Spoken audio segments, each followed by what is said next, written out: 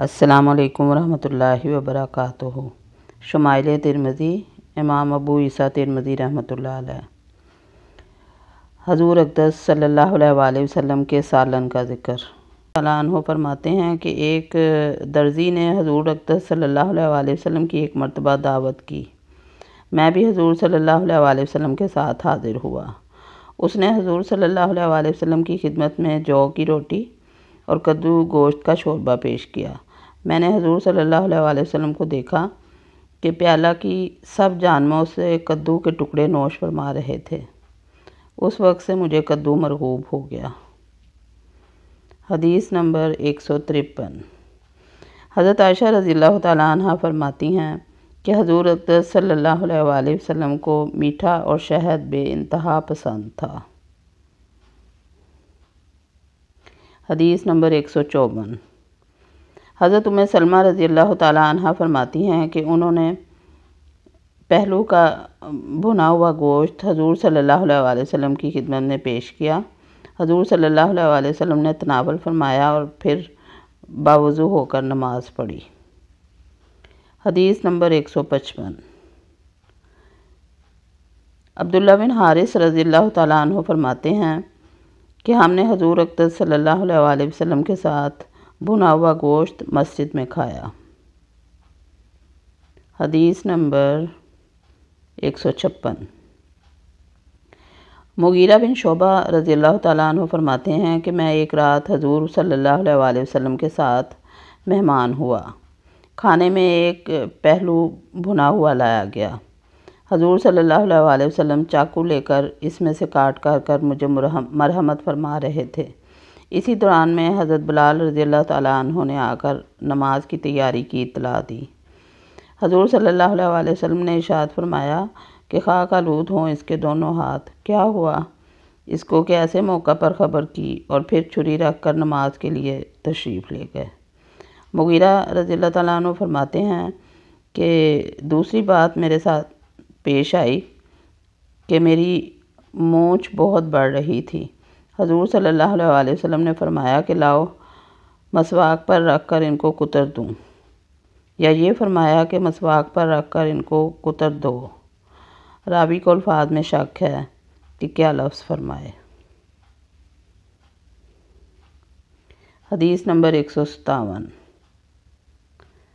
ابو ہریرہ رضی اللہ تعالیٰ عنہ فرماتے ہیں کہ حضور اقدس صلی اللہ علیہ وآلہ وسلم کی خدمت میں کہیں سے گوشت آیا۔ اس میں سے دستی یعنی بونگ حضور صلی اللہ علیہ وآلہ وسلم کے سامنے پیش ہوا۔ حضور صلی اللہ علیہ وآلہ وسلم نے اس کو دانتوں سے کاٹ کر تناول فرمایا، یعنی چھری وغیرہ سے نہیں کاٹا۔ حدیث نمبر 158۔ حضرت ابن مسعود رضی اللہ تعالیٰ عنہ فرماتے ہیں کہ حضور اقدس صلی اللہ علیہ وآلہ وسلم کو ذرا یعنی دست کا گوشت مرغوب تھا، اور اسی میں حضور صلی اللہ علیہ وآلہ وسلم کو زہر بھی دیا گیا تھا۔ گمان یہ ہے کہ یہود نے زہر دیا تھا۔ حدیث نمبر 159۔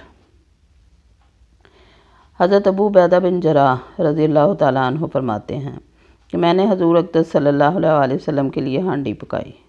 چونکہ آقا نامدار علیہ الصلاۃ والسلام کو بونگ کا گوشت زیادہ پسند تھا، اس لیے میں نے ایک بونگ پیش کی۔ پھر حضور صلی اللہ علیہ وآلہ وسلم نے دوسری طلب فرمائی اور میں نے دوسری پیش کی۔ پھر حضور صلی اللہ علیہ وآلہ وسلم نے تیسری طلب فرمائی۔ میں نے عرض کیا، یا رسول اللہ صلی اللہ علیہ وآلہ وسلم، بکری کی 2 ہی بونگیں ہوتی ہیں۔ حضور صلی اللہ علیہ وآلہ وسلم نے فرمایا، اس ذات کی قسم جس کے قبضہ قدرت میں میری جان ہے، اگر تو چپ رہتا تو میں جب تک مانگتا رہتا اس دیگچی سے بونگیں نکلتی رہتی۔ سبحان اللہ۔ حدیث نمبر 160۔ حضرت عائشہ رضی اللہ تعالیٰ عنہ فرماتی ہیں کہ بونگ کا گوشت کچھ لذت کی وجہ سے حضور صلی اللہ علیہ وآلہ وسلم کو زیادہ پسند نہ تھا، بلکہ گوشت چونکہ گاہے بگاہے پکتا تھا اور یہ جلدی گل جاتا ہے، اس لیے حضور صلی اللہ علیہ وآلہ وسلم کو اس کو پسند فرماتے تھے تاکہ جلدی سے فارغ ہو کر اپنے مشاغل میں مصروف ہوں۔ حدیث نمبر 161۔ عبداللہ بن جعفر رضی اللہ تعالیٰ عنہ فرماتے ہیں کہ حضور اقدس صلی اللہ علیہ وآلہ وسلم نے ارشاد فرمایا، پیٹھ کا گوشت بہترین گوشت ہے۔ حدیث نمبر 162۔ حضرت عائشہ رضی اللہ تعالیٰ عنہ فرماتی ہیں کہ حضور اقدس صلی اللہ علیہ وآلہ وسلم نے ارشاد فرمایا کہ سرکہ بہترین سالن ہے۔ حدیث نمبر 163۔ حضرت ام ہانی رضی اللہ تعالیٰ عنہ حضور اقدس صلی اللہ علیہ وآلہ وسلم کی چچا زاد بہن فرماتی ہیں کہ حضور اقدس صلی اللہ علیہ وآلہ وسلم فتح مکہ میں میرے پاس تشریف لائے اور یہ فرمایا کہ تیرے پاس کچھ کھانے کو ہے؟ میں نے عرض کیا کہ سوکھی روٹی اور سرکہ۔ حضور صلی اللہ علیہ وآلہ وسلم نے فرمایا کہ لے آؤ۔ وہ گھر سالن سے خالی نہیں جس میں سرکہ نہ ہو۔